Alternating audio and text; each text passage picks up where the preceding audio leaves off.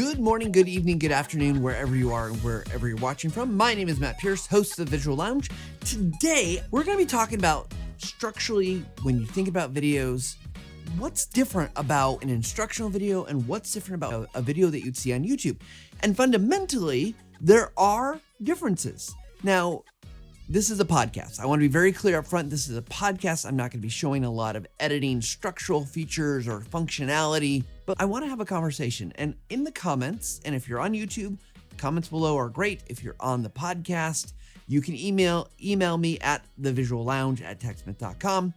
But I want to hear from you. I want to hear what you think. What is the fundamental difference between video that you would put on YouTube as like an instructional video as a creator versus the video that you would put out in your company as just training?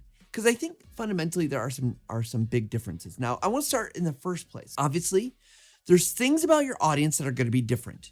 And that's an important distinction to make. Your audience internal, you have probably way more control over than your audience internally. Not to say that you have control over them, but the things that they're going to be encouraged or maybe even coerced to watch, internal training, you've got it. You know who they are. You know when they're supposed to be doing it by, and you can kind of push that down. Now, that doesn't mean that you can just get away with whatever you want. But what it does mean is that you have some kind of structural built-in safety that they're going to have to watch this, particularly in compliance cases, but other cases, you still want to encourage them to watch it and things like that, but it's just different. YouTube, you are fighting against attention. Not just like short attention spans. I'm not even talking about that. But what I'm talking about is there are 100, 1,000 other things that you might need or want to do.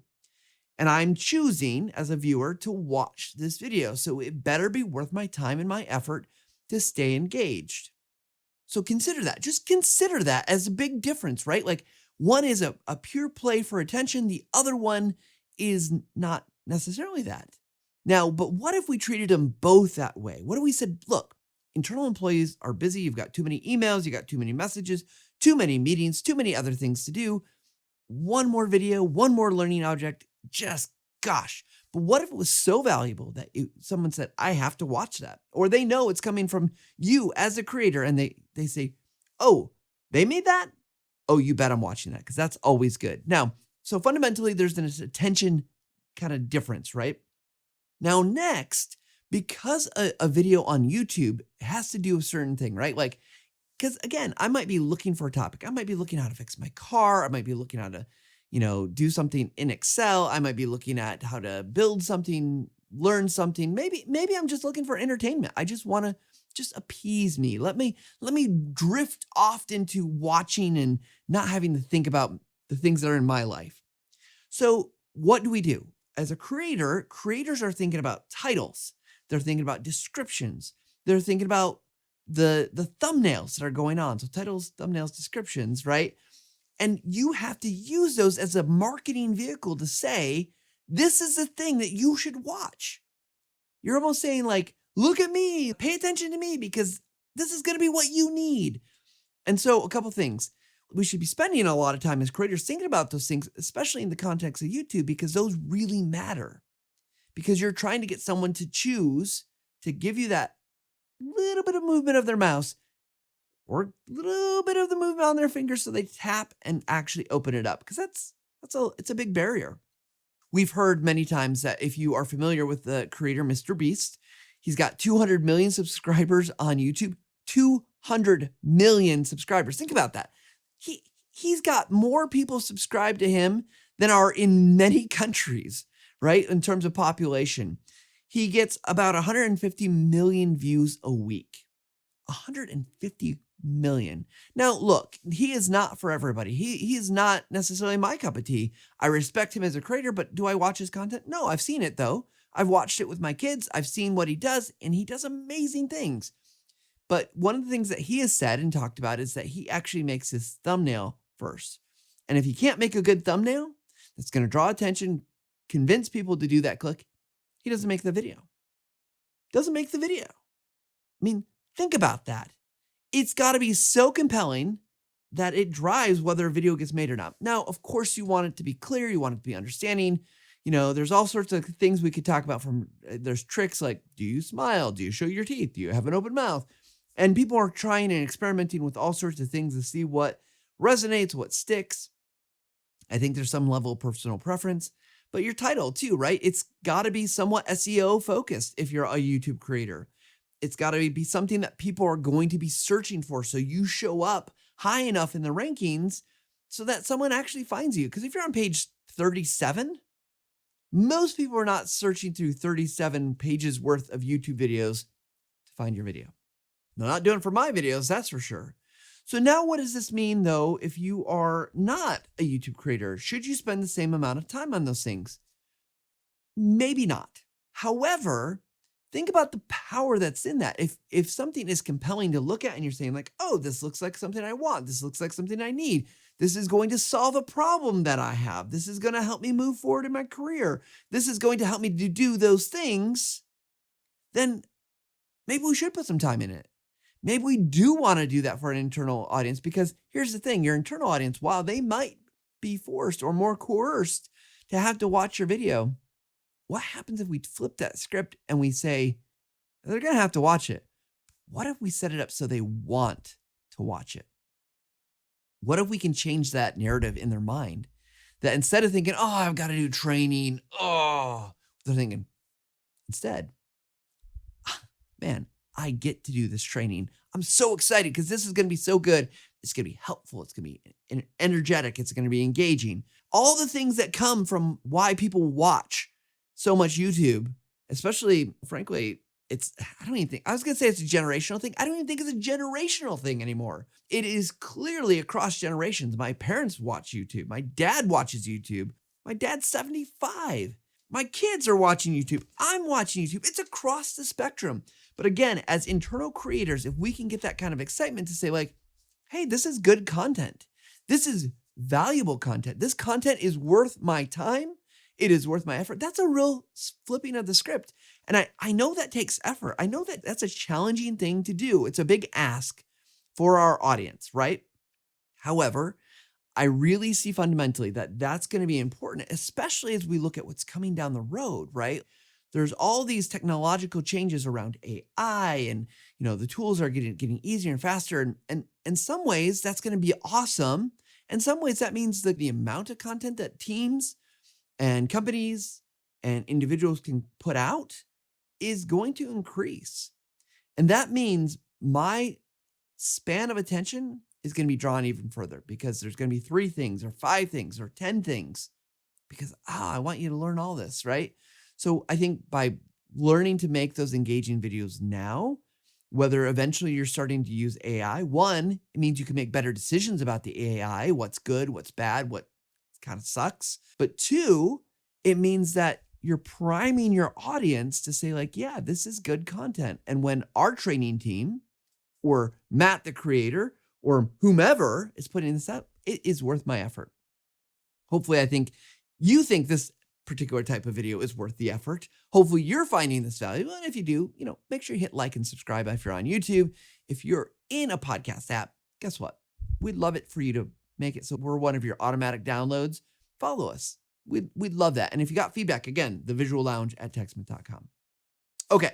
With that said, though, let's continue this conversation. So we've got this idea like thumbnails, title, description.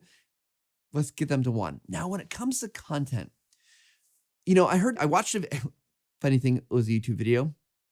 Go figure, right? But he made this really good point. It was a fellow who went to film school. And he's like, I didn't want to be a filmmaker. He's like, I wanted to do digital media. And YouTube wasn't necessarily like it is today. But he said, I went to film school. I learned all these things. And guess what? They're doing things very differently than we do it here in digital creation land of YouTube. In particular, he was talking about the style of cuts. Now, if you know Mark Lassoff, he is in different sessions has argued that like we should maintain professionalism in terms of like the way we cut our videos. And I don't disagree. We want to up level our craft. If you're not a film editor, a video editor, there's lots of styles and techniques out there that you can follow. But this gentleman that I want to reference, and I'll put a link to his video in the comments below. The thing is that he's like the jump cut. Now, you've probably seen a jump cut. If you've never seen a jump cut, it's very simple. It means that person's talking and it looks like they've moved slightly or jumped, because what we're basically doing is taking out a bunch of extra stuff. Either they said something and like, yeah, that didn't need to be said, or there was a gap there and we just trim it out. So it's like, boop, kind of cuts hard, no transitions. It just hard cut.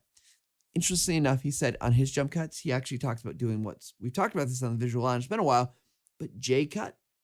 So it looks like he's overlapping. So, but the syllable of the end syllable of the last word, the beginning syllable of the first word almost overlap perfectly. Just so it's continuous, right? And why is he doing this though? Because it seems it's very jerky style. Boom, boom, boom, boom, boom, boom, boom, boom, right? It's a jerky style. And the thing is, he said he does it because it's for attention. It's for engagement. Because every second is worth the time that you're gonna just keep it rolling. Again, it's about engagement, getting that person to listen, to watch, to want to pay attention. And if you're pausing, and I often pause, right? We'll see if they get cut out in this video or not. But I often pause, and sometimes that's for effect, right? You can do that. But here's the thing. That just means that's extra time that your listener might turn and look at their email, or turn and look at another video, or pick up their device and see what's going on that is not your content. So this is just one methodology, right? Like use the jump cut to keep engagement going, to keep it flowing.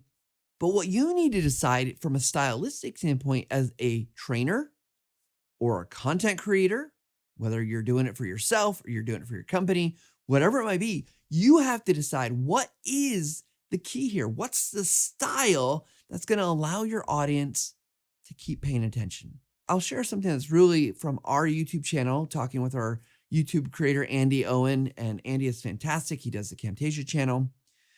When he was early on and starting to design and develop some of his YouTube videos about Camtasia, he had added a bunch of stuff at the beginning. Hi, I'm Andy from TechSmith. Like and subscribe, whatever, right? But what we found is people started to drop. That wasn't engaging. It wasn't even necessary. It was just something, it was for us. And so, okay, what do? Well, you have to experiment, talk to your audience, listen to your audience, look at your metrics, and say, is this style and methodology working for you? And if it's not, be willing to change it. Try something different. Try a different intro. I'll be very honest, as a podcast and on the Visual Lounge, I'm thinking about this right now a lot. What do we need to do? What do we need to change to keep you as a listener? Do I need to go shorter content form as we do our interviews? Do we need to add more fun? Do we need to do this or do that? And I'm willing to experiment with anything. So again, if you got feedback, let me know. It's a growth process entire through. But again, you're thinking about when in your videos, we want to keep things moving. We want to keep your audience engaged. Now, there's a couple other ways you can do this. One is like, and I'm not doing it because this is a podcast, but one of them is in your videos, think about what's on screen. What is changing regularly? Is it the speaker? Is it you're showing B-roll? Is it you're showing screen content? Is it what's happening? And those can be very subtle things. It doesn't have to be a big thing. But I would say that as you go through this process, really hone in on what needs to be there. What do I need to say? What do I need to show? And is there anything extra that I can cut out? I think one of the great sins of video creation, and I'm guilty of it just as much as I think everybody else, is I say and do and show too many things. You got to focus it. Focus on one thing. What's that video about? And if there's a bunch of use cases that are extra but you could also do blah, blah, blah, blah. That's either got to go at the end and you don't care about people watching it, or it's another video. And nowadays, the way I think it's all set up, it's another video. If you're a content creator, sweet, I've got another video. If you're internal training, think, is this really critical at this point? Can I introduce this in some other way? Is this going to be better as a PDF? Is this going to be better as an animated GIF? Is this a Rise course? Is this whatever it might be? Hone it in, because again, attention is fleeting and we want to keep them focused and moving forward in the thing that they need to learn. So creators, learn from them. Trainers, you can learn from too. You all are creating great instructional content. I saw a great example today. I won't share the example because I haven't asked for his permission, but I was talking to someone. I met them at a conference and they said, look, I make videos. I listen to a lot of things you say. So, hey, shout out to you. You know who you are. And he said that they've been able to, in his program, use videos and some of the things that we've talked about on the show and on our YouTube channels to be able to really engage their learners in a subject. I'm going to say it, in accounting. Not a super, like for me, I'm not interested. It's hard for me. I'm like, what is this? I don't get it. But for his audience, it's actually been very successful. And I'll tell you what, he does a very good job of keeping things changing and moving and giving focus so that there's something to be seen on the screen instead of just slides. There are slides, but instead of just being slides, he does these other things. Got some little background music that he's bringing in and out. He's got some really great things going on. So it can be done with any subject. You just got to know your audience. You got to know your focus. And again, think about how you're going to draw them in and how you're going to keep them. That's it. Draw them in, keep them, and realize that what you're talking about isn't for everybody. Understand who your video is for.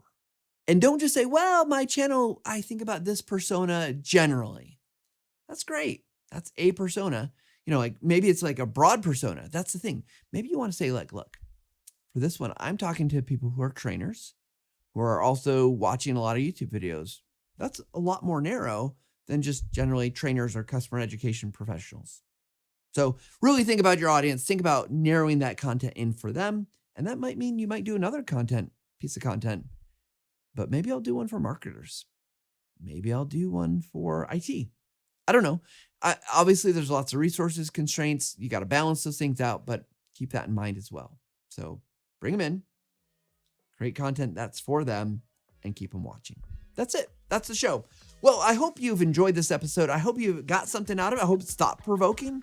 Every once in a while, I'll come on here, I'll rant and rave and do these kind of things because I think, there's something valuable there. But if not, let me know in the comments below.